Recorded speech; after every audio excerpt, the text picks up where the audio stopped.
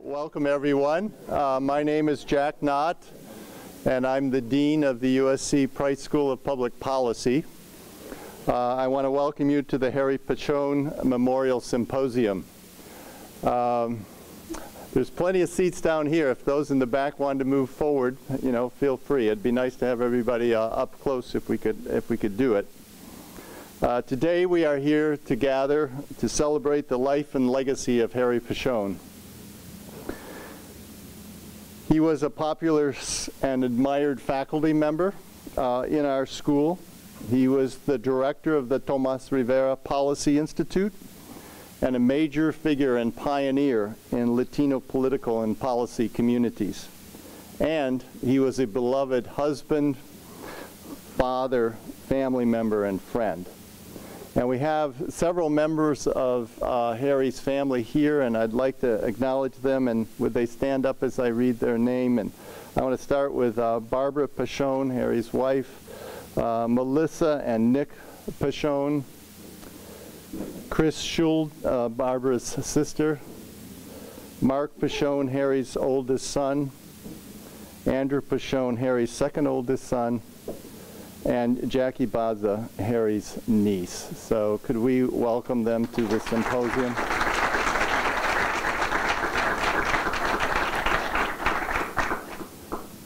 In the symposium, we're going to focus on Harry as a dear colleague, and as a teacher and scholar, and as a leader in the Latino community. He led the way in studying Latino politics. He pioneered studies of Latino education policy and economic development.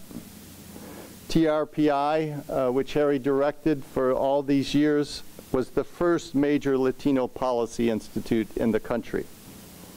Harry was a popular and admired teacher, and he loved students and teaching. He cared about them as people and believed in their future and the impact they would make on the future of the country. His compassion for and passion about his subject was infectious with all of his students. In my first year as dean, I was invited to speak at the USC Alumni Association in Mexico City. And I went to Harry, and he graciously provided me with data and graphs on Mexico-California economic and financial relationships and immigration, and I had more material that I impressed everybody in Mexico City as an expert on Mexico-California relations, giving credit to Harry, of course. I got to know him well as a member of the board of TRPI and also as dean of the Price School. And he was always ready to support the school, be a great colleague, and work together with us and others. He was a political junkie and would have loved yesterday and the debates that are going on. He was a kind, thoughtful, intelligent, and caring individual. And he is deeply missed by all of us. So today we have several speakers and a video. And as our first speaker, I am pleased to introduce Los Angeles County Supervisor, Gloria Molina. Supervisor Molina is a pioneer in her own right, being the first Latina elected to the LA County Board of Supervisors, the LA City Council, and the California State Assembly. She also worked for State Assembly Speaker Willie Brown and served in the Carter White House. She must have been a young teenager then. She doesn't seem old enough to have been in public service that long ago. And the San Francisco Department of Health and Human Services. She's been a really effective leader in showcasing the history and culture of Mexican Americans in Los Angeles, in green development through the Los Angeles and San Gabriel River master plans, in providing health care through the LA County and USC Medical Center, among many, many other accomplishments. So please join me in welcoming Supervisor Molina.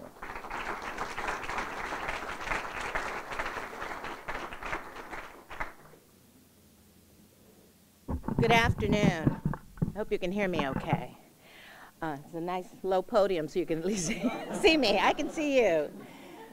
Well, what an honor to be invited here to share a few words about a dear friend, Dr. Harry Pachon. I first of all want to thank USC. I think this is important that you've done this symposium, and I congratulate you for that. And of course, George Cisneros for really spearheading it all, and we thank all of the people that were involved in putting this together. There's not enough that can be said about our dear friend Harry Pachon, but I wanted to share a few words, and I thought I would start it out. I love old movies, and I'm sure that you've all seen this old movie called It's a Wonderful Life, right? Christmas time, we all see it. Let me share a little bit of the dialogue of Clarence was the angel in the story, and of course, if you remember, George Bailey was the key character.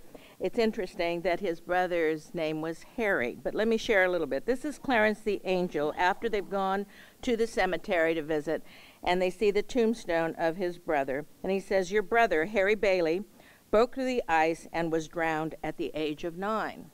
And George Bailey counters and he says, "That's a lie. Harry Bailey went to war. He got the Congressional Medal of Honor. He saved the lives of every man in that transport." Clarence the angel replied, "Every man on that transport died. Harry wasn't there to save them because you weren't there to save Harry." That is a situation that I feel about Harry Pachon. If Harry Pachon had not been there, there are many of us across this country who would not be in the positions of power that we hold today. He has made a significant impact. I know the family knows this, the children know that. It is beyond what you recognize in the work that we do every single day, in the roles that we have. Harry has had an unbelievable impact. I luckily had the opportunity to meet Harry when we were both very young, when I was in the Carter White House. And of course, at that time, I was a deputy in presidential personnel. And I was always trying to get more and more Latinos appointed to various boards and commissions. That was my responsibility. And I used to get calls from senators and congressmen who would just say, "This is my candidate for this commission." And here I had this list that, you had to organize it geographically, Democrat, Republican, you had to have and I was trying to get more Latinos on these commissions. And sometimes I didn't get a call from a couple of the Latino congressional members, so I call Harry, have Congressman Roybal call me and insist that this commission have a Latino appointee. So we did a lot of that during that period of time before he went on to serve as the chief of staff of Congressman Ed Roybal. So I got to know him back then, and I think that the face that you see here is the same face way back, much younger, but it was always this wonderful smile, no matter what crisis you were explaining, no matter what the issue was. And any of you who are students know very well that this is the face that Harry wore, no matter what he was explaining or what he was doing. It was a beautiful, almost angelic face with a wonderful smile, and that's what he did. But down deep, Harry had unbelievable passion and commitment, as we all know. When Congressman Roybal first decided to put together the power of, at that time, a very small number of Latino elected officials, but when he decided to bring them together and by joining forces, empower each other, and hopefully not only share our experience, gain knowledge from one another, network with one another, it was Harry who really started putting real life and real agenda together of empowerment for Naleo. And Naleo took on a very, very ambitious agenda throughout the country. And I think all of us who have been part of the Naleo conferences throughout the years understand clearly how significantly important that organization has been in our empowerment and our development as we continue to provide leadership in government. And Harry was instrumental in so much of that. He was always an educator, he was always sharing, and he always wanted to empower. And they were very, very powerful, powerful moments that he provided as leadership at Naleo that we all treasure. And he motivated each and every one of us as he has continued to motivate many of his students. And of course, more recently, he always was a scholar at heart. He always had data, numbers, everything. I mean, he pulled them out from all over the place. And if he didn't have it at that moment, he said, I'll give you a call back and let you know. Because that was Harry. He could justify and everything, and he had the numbers there in place. And he was really concerned about how marginalized our community was at every political level. And he knew he could change it, and he empowered people to do that, motivating students, motivating people like myself and others that we could take on some of the political challenges before us. And so I think he continued to do that. The research work at the Mas Rivera Center is, of course, unbelievable. It has made it to the halls of Congress. It is part of the dialogue of probably advertising firms from the standpoint of numbers and so on. Harry was instrumental in bringing much of that data and much of that information to the forefront. We've, again, always taken tremendous pride in all of the work that he has done, and it has made a dramatic difference. And so I say to all of you who had an opportunity to know him and work with him, I think you probably feel the same way, that it is a tremendous loss for all of us in our community. But I think that all of us learned so much from Harry Pachon. So many of us were inspired. And what it tells us basically is that we have a duty to move forward his legacy, the work that he did, to continue to empower, to continue to provide leadership, and more importantly, to continue to teach. The young people who are here, many of you did know Harry as their teacher, many of you who did not. I hope we'll have an opportunity to learn about the greatness of Dr. Harry Pachon and all that he has brought to our community. The data is still there, the leadership is still there, the work is still there. And I hope that you will find it as inspiring as I have throughout the years, and that you too will go on to take on those challenges, to continue to empower yourself and the community, and more importantly, to make the dramatic difference, to make sure that as a country, we all learn to work with one another and respect the ever-changing and transitioning population, and that we incorporate it into the great government that we all wish it to be. And the only way it's going to happen by our individual involvement and taking those steps together. And so Harry will always be remembered for the great and wonderful work that he did, and it's been my honor to share my few words, but more importantly, pay tribute to a great man. Thank you so very much.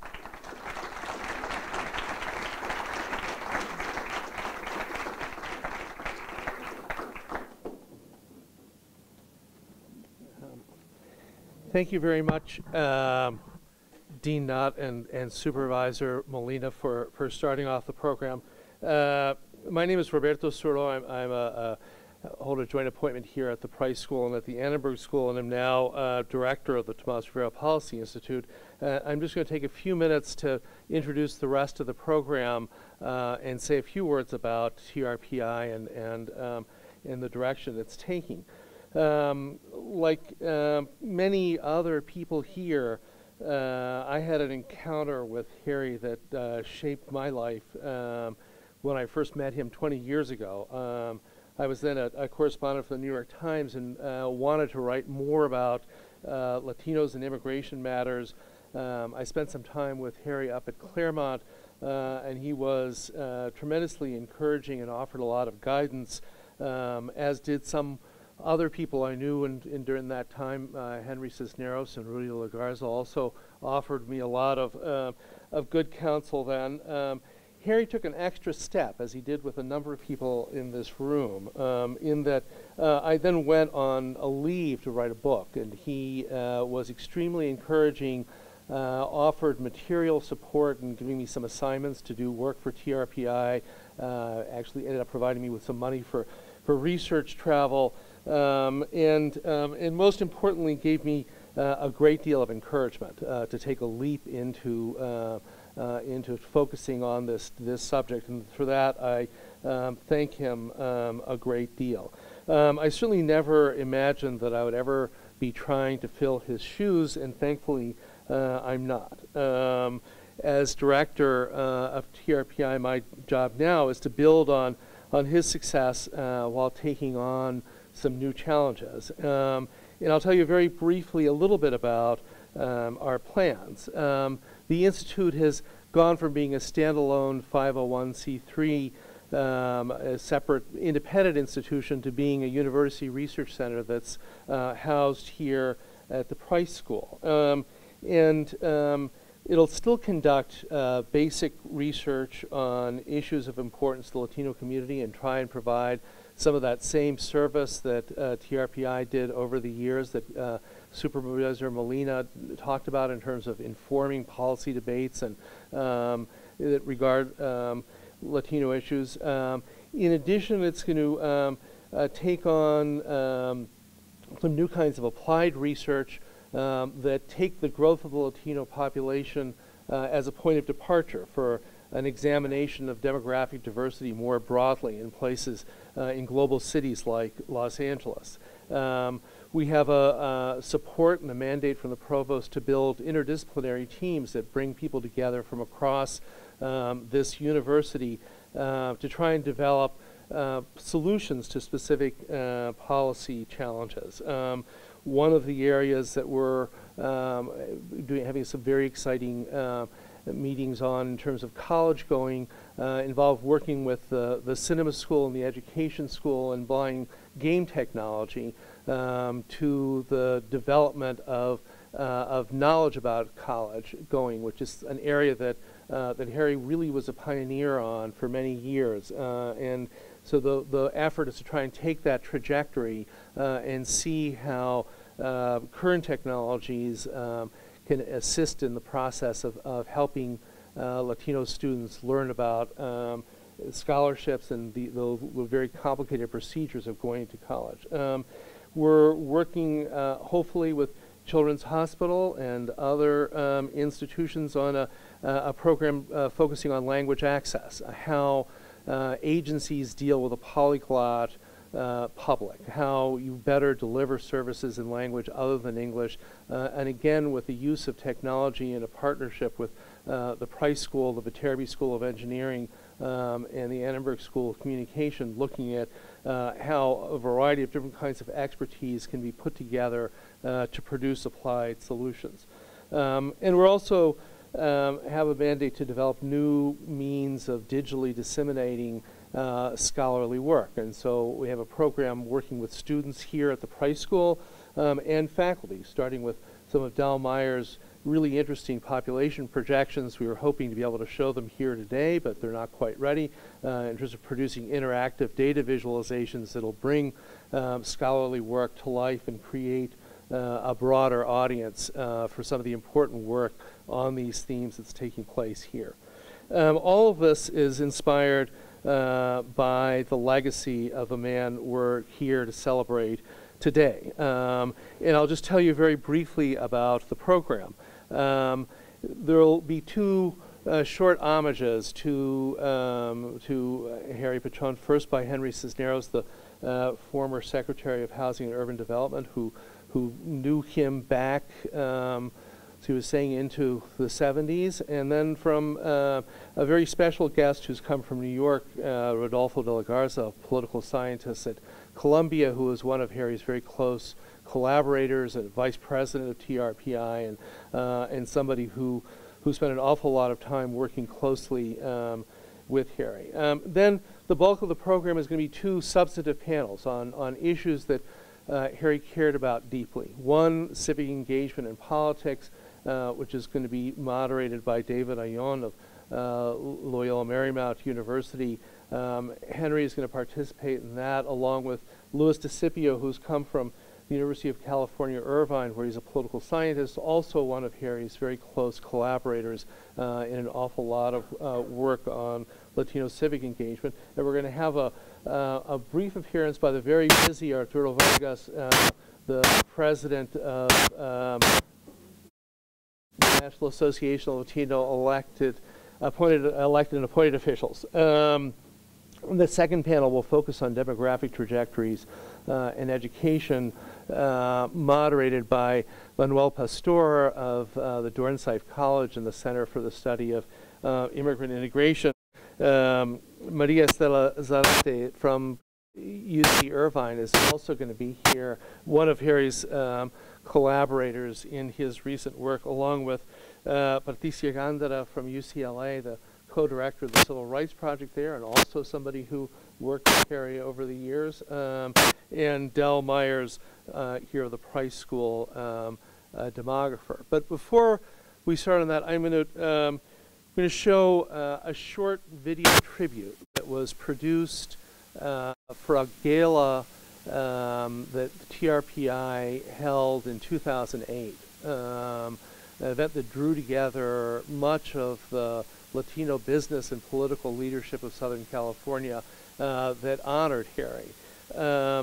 I watched this movie again last night. It's short, it's just 5 or 6 minutes, but it's a little, I mean, it's touching. It was done while he was alive, and it refers to him in the present tense. And it brings him into this room in a way that I think is quite powerful, and I hope not too difficult. It'll give us a chance to remember him vividly.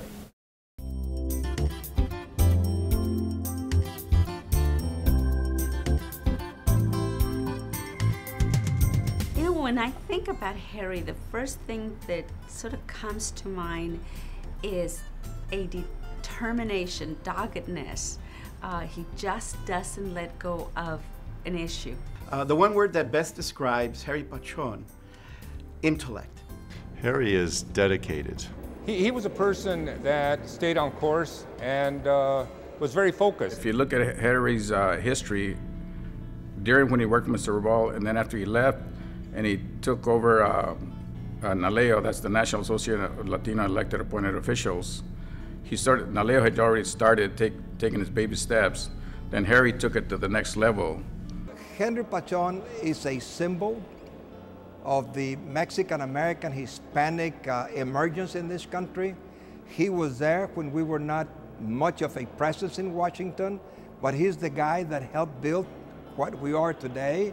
With his advice, his wisdom, he has really helped create the Hispanic caucus by his intelligence and his advice that he's given not only to me, but to any other members of Congress and other organizations throughout the United States and other parts of the world. Harry Pachon, being the director, was able to hear our concerns, hear the issues that we're interested in, and then the members of the Hispanic caucus were able to address them. The most important thing he did there, I guess, is starting the talleres. And what talleres means, he started these workshops throughout the country in neighborhoods during the amnesty period for immigrants. And he got thousands, I don't know how many thousands of people, it's still going on today, getting the Latino immigrants to become citizens. Harry is one of those individuals who has had a great impact not only in the Latino community but in the larger American society. He is a family man, he is an intellectual, he is a community activist, all geared to improving the quality of life for the Latino community in the United States.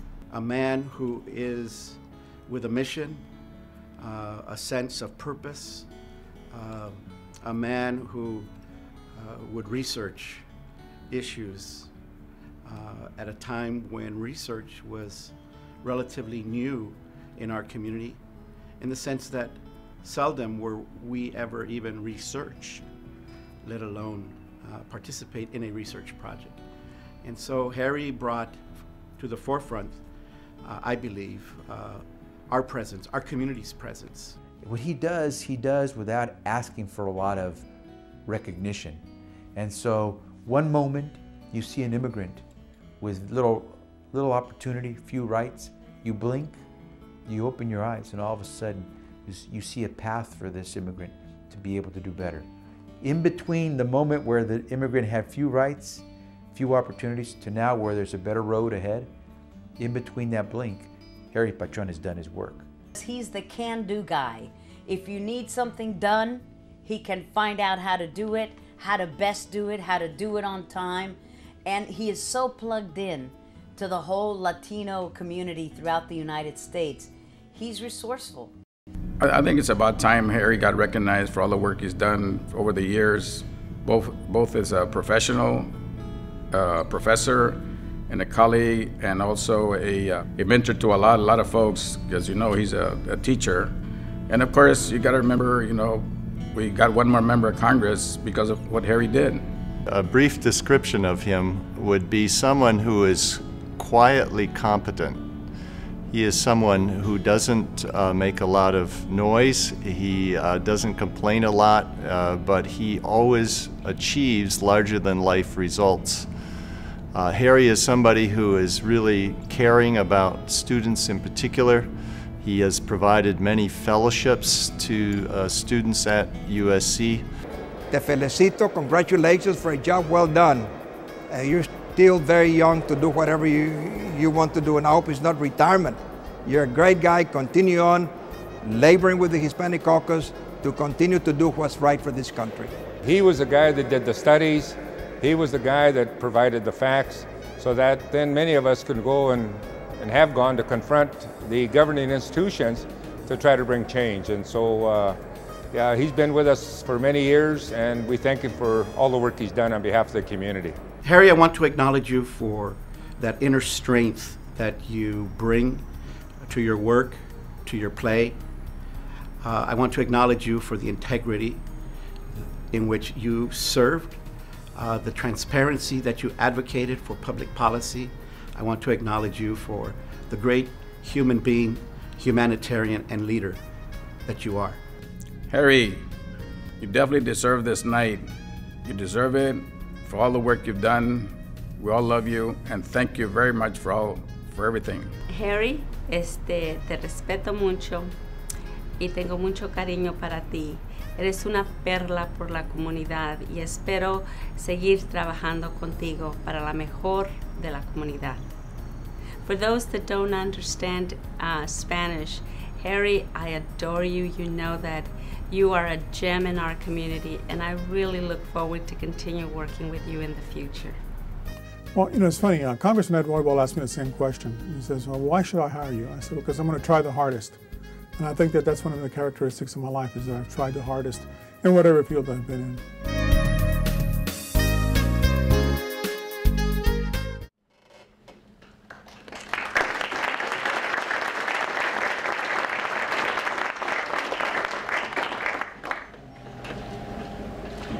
Roberto, thank you very much. My name is Henry Cisneros, and I'll begin by recognizing Barbara and Harry's sons and daughters, family members, friends, Dean Knott, Supervisor Molina, and the other distinguished presenters today. Harry started out to be a serious scholar at a time when few Latinos chose that course. He achieved the bachelor's and master's degrees at Cal State LA, and then got a PhD at the Claremont Graduate School. He was committed to scholarly rigor and academic excellence. As I say, at a time when few Latinos had selected that course, there were just not very many people. You can see the statistical gaps in the number of Latinos who graduated from college, much less pursued a PhD successfully. But for Harry, that was not enough.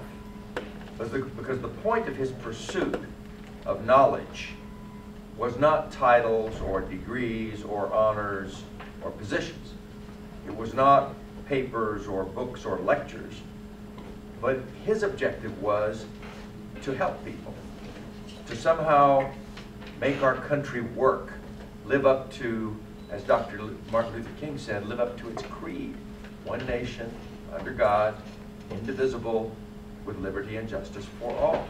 A core idea that motivated Harry's life.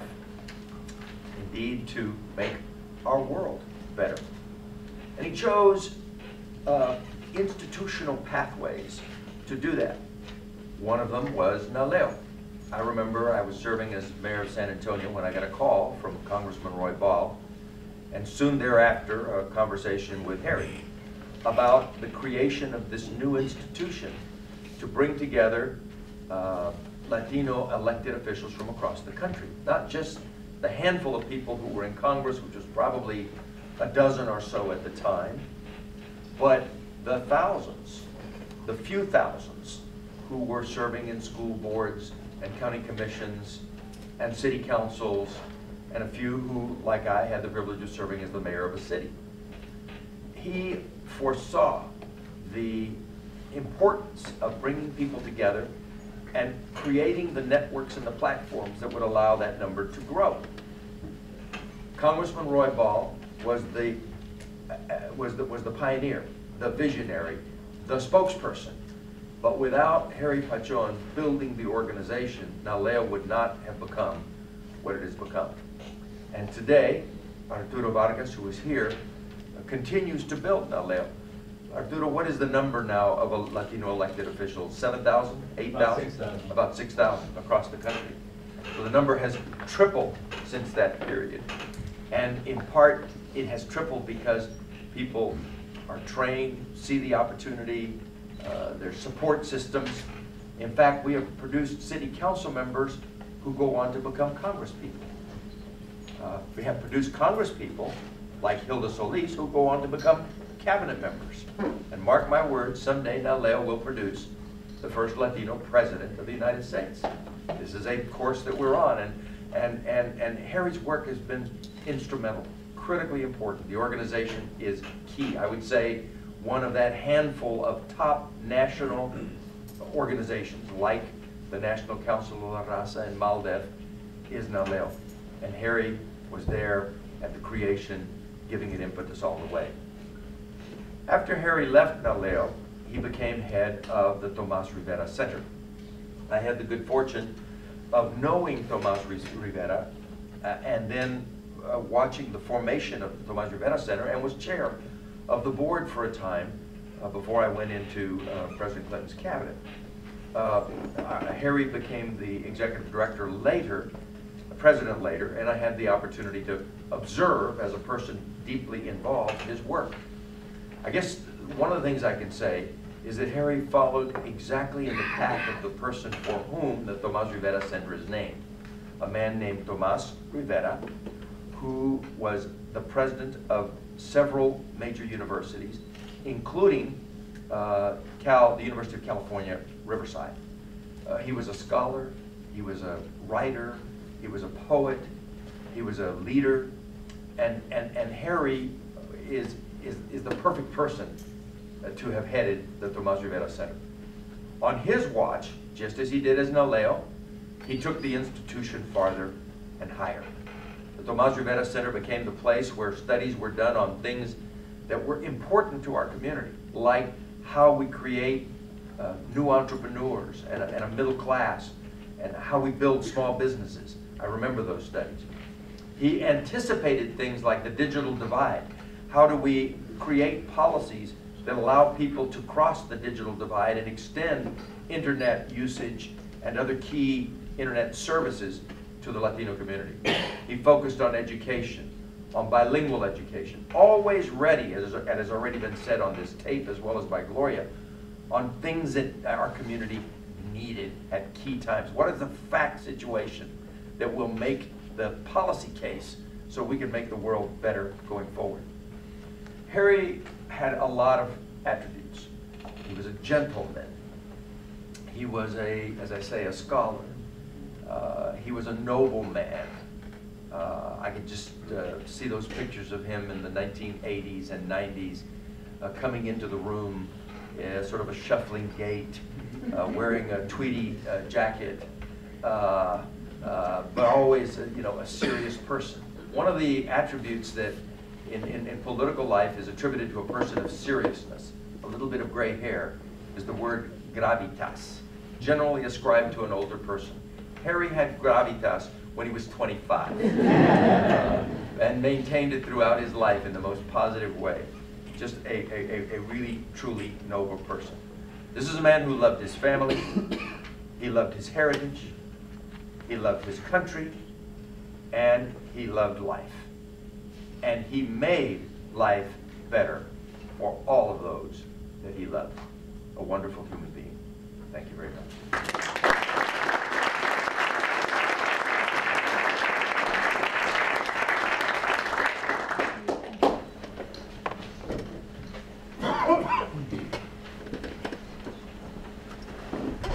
I'd like to begin by telling Barbara,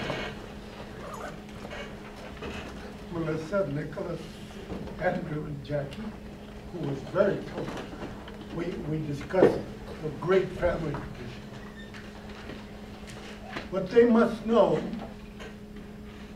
what those of us who knew Harry well learned from, that those of us who knew Harry well learned from him and respected him. They should know that very often as he and I would sit together pondering over what we might have accomplished on any given day and what we were trying to do next, that he would speak of them, of Barbara's support, of the pleasures that Melissa and Nick brought him, and of the pride in what his older sons had accomplished and were accomplishing. I want them to know how proud I am to have known and worked with Harry.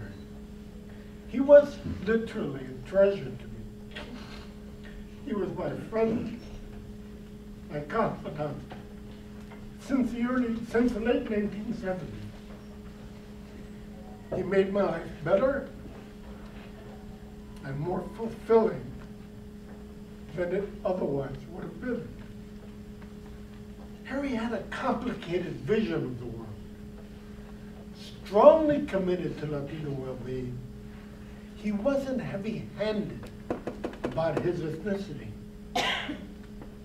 This might be because he had been raised in difficult circumstances in Colombia and in Florida. And from that, he knew that the problems Latino faced had multiple causes. But he overcame his childhood obstacles, as we know, and he went on to significant achievements.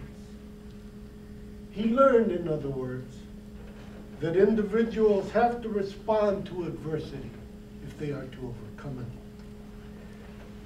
Nonetheless, he was extremely proud of his Latino-ness, but he never let it define him. Even as Latinos began enjoying great success, thanks in large part to their efforts, he would with good humor remind audiences of how much more needed to be done. He took great pride in role models, even if he had to create them in his image, in his mind. For example, he often cited Scarface as his favorite movie. As you may recall, Scarface is about a sociopathic Colombian, or a Cuban narco trafficker who slaughters Colombian suppliers in his quest to be top dog. Because the film gave Colombians a major role, he loved the movie. I can only imagine how much he would have enjoyed Colombiana, the Colombian shoot 'em up. Harry's career followed several tracks. I first met him when he was Congressman Roy Ball's assistant, a position he left to take over the National Association of Latino elected and appointed officials. At that time, in the words of Henry Lozano, one of LA's distinguished Latino influentials, Naleo was little more than an idea. Harry's vision, persistence, and dedication that you've already heard of made it a reality. Today, Naleo continues to build on the foundation that Harry laid and is among the foremost Latino organizations in the country. Harry moved on to TRPI in 1993, a fledgling institution without a clear mission. Harry began transforming it immediately. He did not found it, but he made it what it became. His goal was a Latino version of Brookings or the Urban Institute. Judging by how widely cited TRPI's publications have been and their impact their national impact as well as regional impact on major policy debates. He moved further down that road than any outsider could have ever imagined. Harry blended his role as an institution builder with his academic interests. His scholarship began with the study of public administration. Over time, he expanded that from conventional PA, a deadly topic, to the study of policy implementation as it affected naturalization.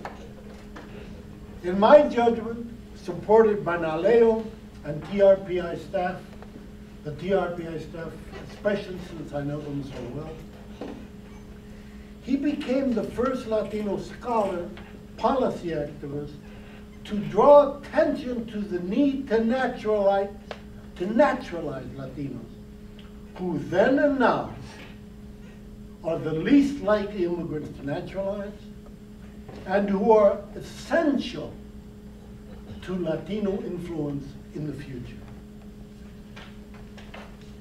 He was a professor at various institutions, Michigan State,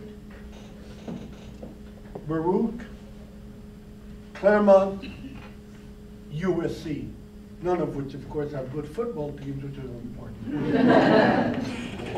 His respect for mainline academics and all too rare trait of activists is evident in his continuous engagement with scholarly issues.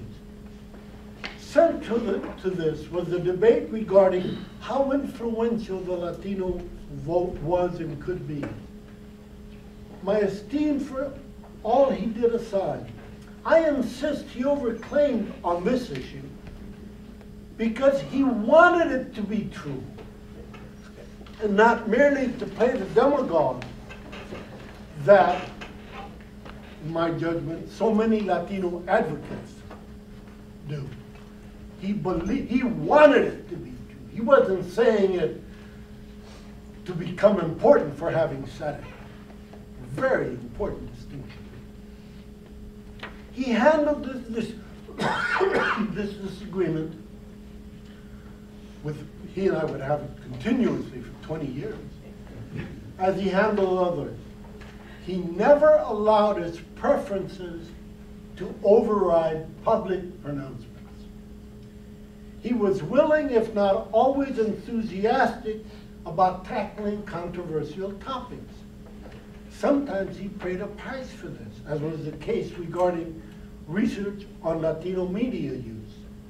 The firm that financed the study was deeply troubled that the results did not paint the picture the firm wanted. They insisted our methodology was wrong, we should rewrite the report.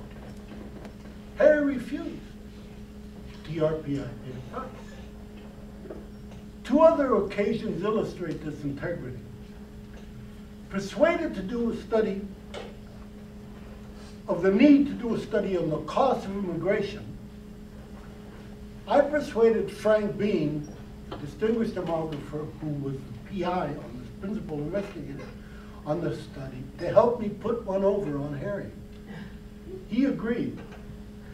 Prior to TRPI's press conference, where the study would be released, we told Harry it was urgent that we speak to him privately. We dragged him to the side, where I told Harry that that his worst fears had been realized. The study showed that undocumented immigration was costing California millions and millions of dollars.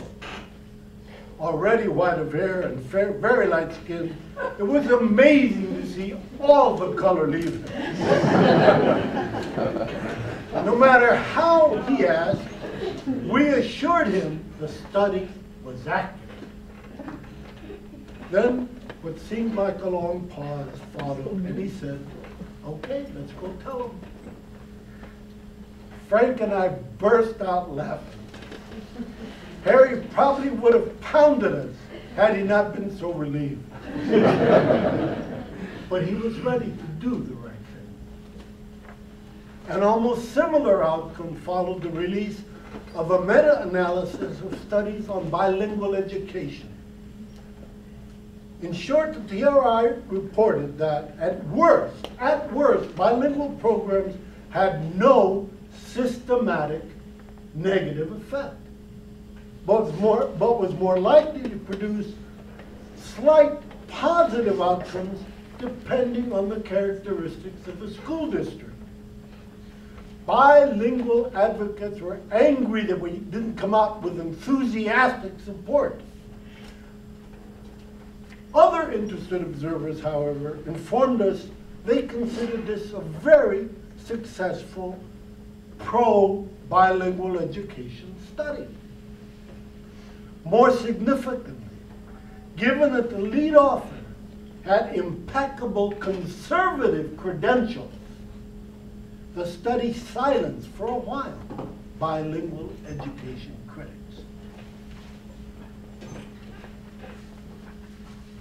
Under Harry's leadership, TR developed a reputation for producing this kind of reliable work.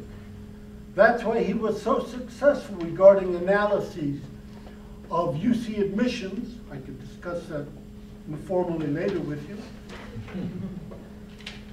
How against UC admissions are discriminated against Latinos, though not directly. They had a discriminatory effect that we got the Board of Regents to recognize and acknowledge. Harry persuaded them. And the study that showed that school systems in LA were failing for no measurable reason to provide hot food, hot meals for poor school children. People trusted the results because of Harry's willingness to speak truth to power. When he became president, it's important to add, this is not the reputation TRPI had. He built this reputation. As a final point, I want to recognize the role that Harry played in shaping the next generation of Latino researchers. Luis Recipio heads that list. Others who you may know, Gary Segura at Stanford, Matt Barreto at the University of Washington, a long list of others, Luis de Magaña, Luis Plasencia at Arizona State, Glenda Flores at USC, PhD, Ed Flores at Loyola Chicago, Jerónimo Cortina at the University of Houston, Manuel Orozco, who, if you follow the debate on immigration through the UN, was funded. We funded him through TRPI. Harry pursued his visions ardently. He loved his family. He trained and supported students. He pushed the boundaries of politically correct advocacy. He was key in shaping policy that benefited Latinos, and he earned the respect of local and national political leaders in this country and in Mexico, as well as of distinguished scholars and business leaders. Harry was thankful for all you were and all you did. Please know that I personally loved you, and I miss you.